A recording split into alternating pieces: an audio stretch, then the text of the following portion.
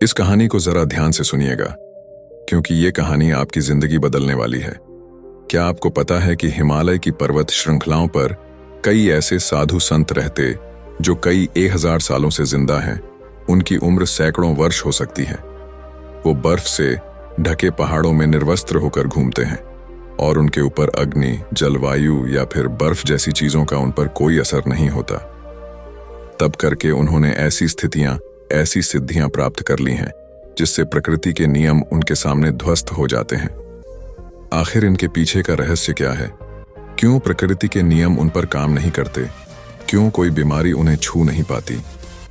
आज की इस कहानी के माध्यम से हम उन योगियों की दिनचर्या, उनके खान पान, उनके योग अभ्यास के बारे में जाएंगे जो किसी को भी लंबी उम्र और निरोगी काया प्रदान कर सकती है।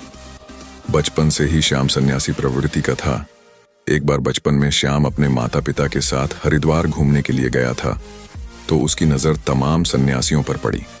वह अपने माता पिता से बचकर एक बूढ़े सन्यासी बाबा के पास वो पहुंच जाता है। जब उस सन्यासी बाबा ने एक नासमझ बच्चे के हाथ में एक फल देखा, तो उसके मन में उस बच्चे के प्रति प्रेम और करुणा भाव पैदा होने लगा। सन्यासी ने श्याम को अपने पास बिठाकर उसे हीरपुरी हलवा खिलाने लगे। श्याम की माँ इस बात से परेशान थी कि कहीं अगर उसके मन में भी साधु बनने की भावना आ गई तो वह क्या करेगी? वह अपने बच्चे के बिना बिल्कुल अकेले हो जाएगी।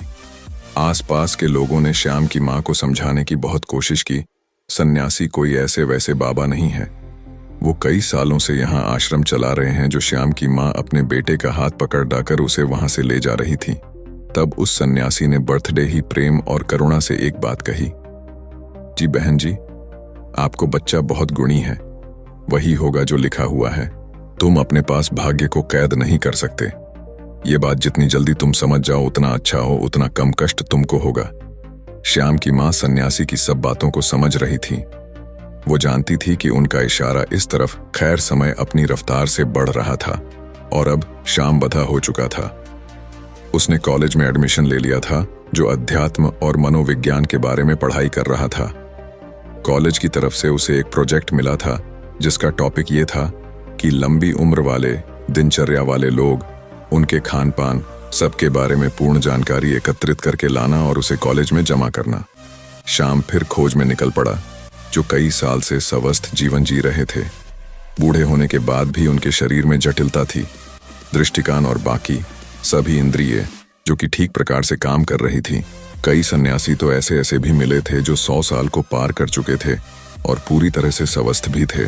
श्याम आपको अब धीरे धीरे अलग अलग सन्यासियों से मिलने में श्याम को मजा आने लगा, लेकिन उसके भीतर जीवन के उन रहस्यों को जानने की भी बहुत ज्यादा इच्छा थी जिसमें आम लोग कोई रुचि नहीं रखते थे या फिर कोई विश्वास ही नहीं रखता था।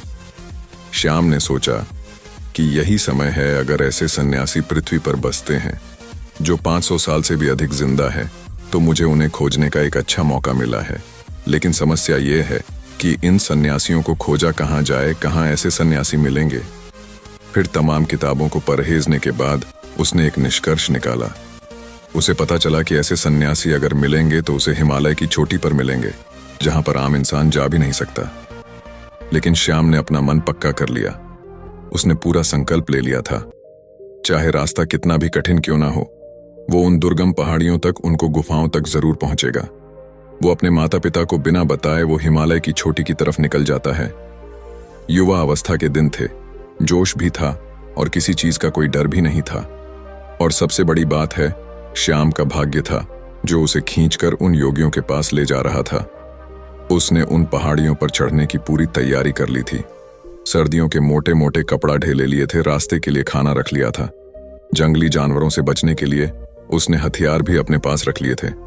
उसने एक टॉर्च भी रखी थी ताकि वो रात में जल्दी से जल्दी यात्रा करके वहां पहुंच सके, उसकी यात्रा में कोई बाधा ना हो।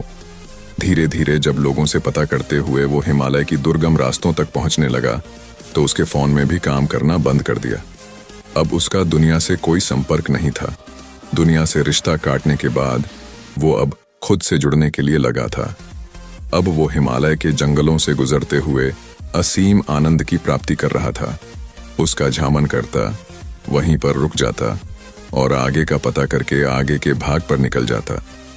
उसे नहीं पता था उसे बिल्कुल भी अंदाजा नहीं था कि वो ऐसे योगियों से कभी मिल भी पाएगा या नहीं है, लेकिन मन में इच्छा थी, पूरा विश्वास था और इसी के साथ वो अपने रास्ते में आगे बढ़ता जा रहा था।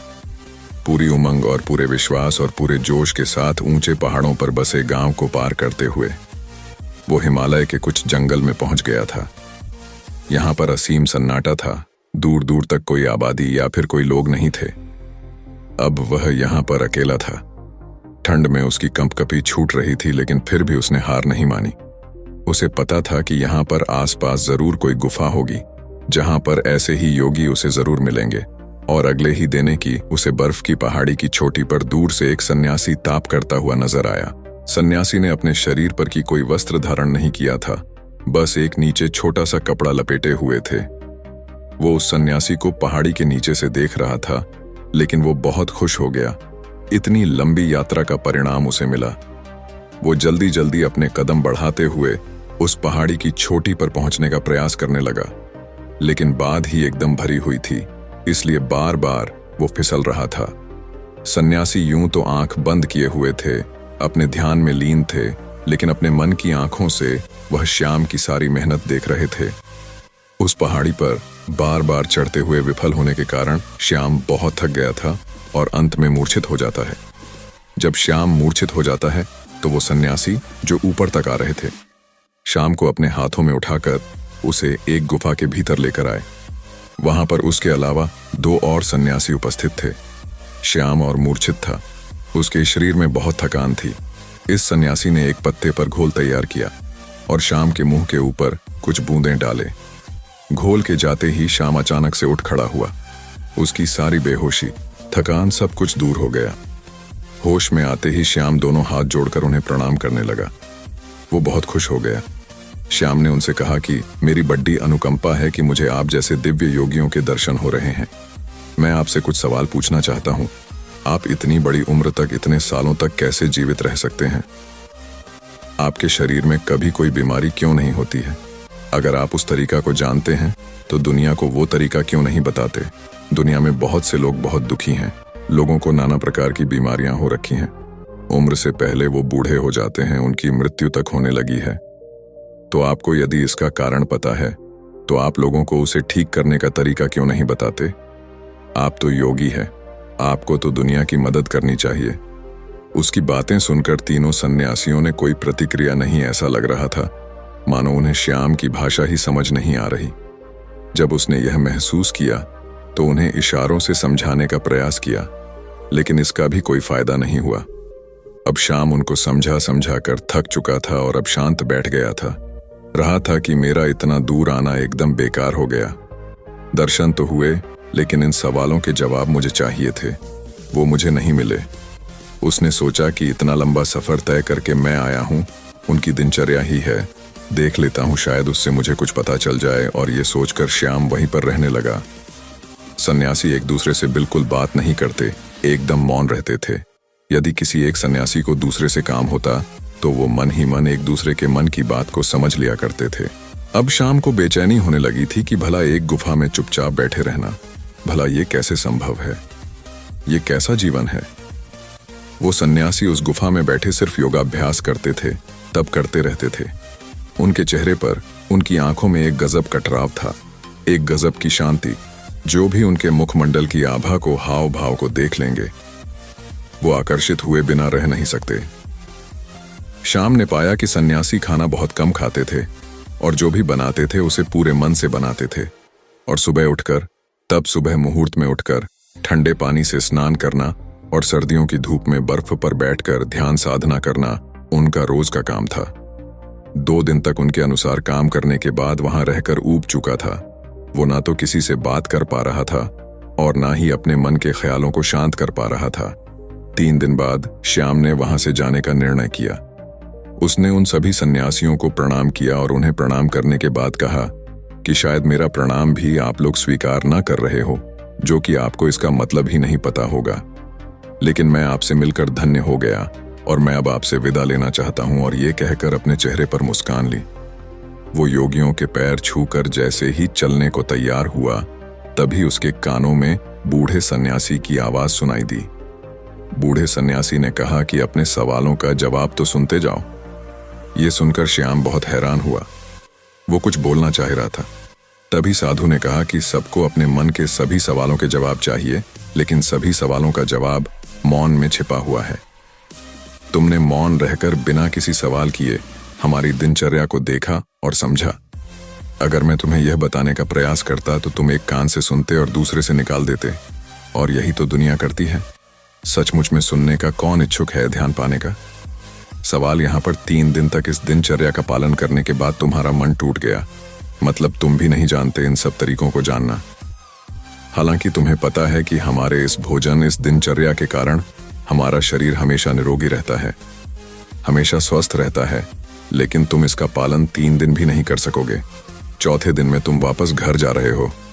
दुनिया में ऐसे बहुत कम लोग होते हैं जो मौन रहकर दूसरे के ज्ञान को खुद प्राप्त कर लेते हैं। अगर तुम मौन रहना, चुप रहना सीख जाओ तो तू दूसरे की जान को प्राप्त कर सकते हो, वो भी बिना उससे पूछे। श्याम ने मुस्कुराते हुए हाथ जोड़कर महात्मा से पूछा, हे महात्मा, आप ये बताने की अनुकंपा करेगी, आप कौन सा योग अभ्यास करते हैं? क्या आपकी दिनचर्या है जिसके कारण आप इतने सालों तक जीवित? देखने में तो आपकी उम्र 6070 साल लगती है, लेकिन लोगों का कहना है कि यहाँ पर लोग 5000 साल से जिंदा हैं, तो क्या ये सत्य है? सन्यासी ने मुस्कुराते हुए नादान और भोले श्याम के सिर पर हाथ फेरा और फिर श्याम को सबसे पहला तरीका बताया। उन्होंने श्याम से पूछा कि हमारे शरीर का सबसे बड़ा भोजन क्या होता है? श्याम सोच में पड़ गया। उसे कोई जवाब नहीं आया। सब सन्यासी ने उसे बताया कि हवा हमारे शरीर के लिए सबसे बड़ी भोजन होता है। हवा हम 24 घंटे खाते रहते हैं और हवा हमारे शरीर के लिए सबसे ज्यादा महत्वपूर्ण होती है। लेकिन आजकल के समय में बुरी हवा प्रदूषित हो चुकी है, इसलिए जो प्रदूषण से भरी हवा तुम्हारे शरीर में जा रही है वही तुम्हारे शरीर में बीमारियों को जन्म दे रही है। इसलिए यदि तुम घर पर ऐसे कमरे में रहते हो जहां पर हवा का आना जाना कम होता है, जैसे कि एयर कंडीशनर वाले रूम में होता है, उसमें ताजी हवा आना जाना भी नहीं हो पाता। इसलिए तुम्हें अपने कमरे में ऐसे पौधे लगाने चाहिए जो 24 घंटे हवा यानी कि ऑक्सीजन देते हैं। छोटे छोटे बेल को किसी बोतल में डालकर अपने कमरे में रख सकते हो जो तुम्हें 24 घंटे ऑक्सीजन देंगे। लोग ये भी भूल जाते हैं कि जी सांस को वो ले रहे हैं, कितना शुद्ध है वो, इसका वो कभी आकलन ही नहीं कर रहे हैं। यदि वो लोग तो कभी सोच पाए तो शायद प्रदूषण से मुक्त दुनिया हो पाए, हमारी पृथ्वी स्वर्ग हो सकती है। दूसरा जरूरी बात होता है खान पान। अधिकतर लोग ज्यादातर समय खाते रहते हैं, लेकिन हमारा शरीर भी एक यंत्र होता है और यंत्र को भी काम करने के लिए आराम चाहिए होता है। इसलिए हर समय खाते ही नहीं रहना चाहिए। कभी भी पूरा पेट भरकर नहीं खाना चाहिए। हमेशा अपने पेट में एक रोटी की जगह छोड़ देनी चाहिए ताकि तुम्हारा पेट हल्का रह सके और सांस लेने में भी कोई परेशानी ना हो। तीसरा तरीका होता है हमारी दिनचर्या। सही तरह की दिनचर्या में तुम्हारा योग अभ्यास, शारीरिक व्यायाम, प्राणायाम। अगर तुम दिनचर्या के रूप में यह कर रहे हो तो तुम्हारे शरीर कभी कोई बीमारी आ ही नहीं सकती। लेकिन हम सिर्फ बहाने ढूंढते हैं। हम कुछ करना नहीं चाहते।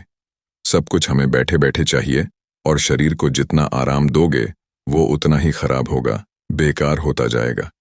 इसीलिए शरीर से हमेशा काम लेते रहो। बाकी अगर ये कहानी आपको अच्छी लगी हो तो इस वीडियो को लाइक करें और ऐसी और कहानी सुनने के लिए द एक्सेलेंट यूट्यूब चैनल को सब्सक्राइब करें। तब तक मिलते हैं हम आपसे ऐसी ही एक और प्रेरणादायक कहानी के साथ अगले दिन। धन्यवाद।